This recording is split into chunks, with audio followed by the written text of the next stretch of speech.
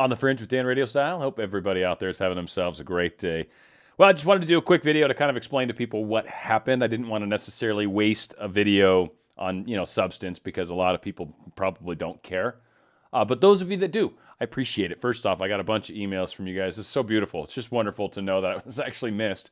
And again, yeah, I got the strikes. The way they did it, the way it happened was kind of, I mean, it is what it is, but essentially a new rule applied to a bunch of old videos. They did send me an email and they gave a little vague kind of understanding as to what happened, read up on their page, kind of have an idea of where it comes down to. Ultimately, I'm going to try really hard to sort of be a little more professional, if you will, from a newscaster standpoint, and try not to necessarily use disparaging remarks against competition of the current president or any of that. I know it's okay. I know there's a hypocrisy. Don't get me wrong. But it's a fight that I'm not going to win. And I like doing videos. And I don't think that's a big sacrifice to make.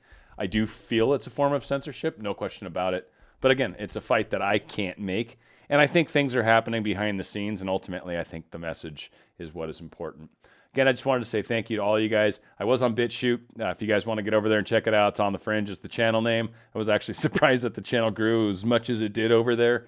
And that was just an experience in and of itself. You could tell BitChute was getting flooded with all sorts of extra processing and publishing because of what was happening on YouTube. And I kind of figure, I bet YouTube's probably seen some major drop-offs in their viewings because, I mean, frankly, they got rid of a lot of the channels I watched on a regular basis, and it was just like, I don't even know what to watch anymore. Like I was telling people in BitChute, I found a couple channels I kind of dug that were weird.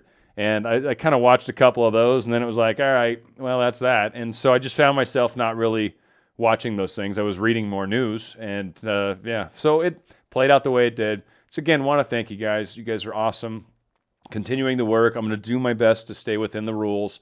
I don't expect it to affect my videos that much, though it might affect some of my sarcastic humor that I am going to miss a little. But we'll see. We'll see how I can still play that out, or maybe I can satire in other ways. And I don't know, just, hey, that's what creativity is all about, right? Got to find ways to stay within the rules, but still bend them at all times. And certainly my point.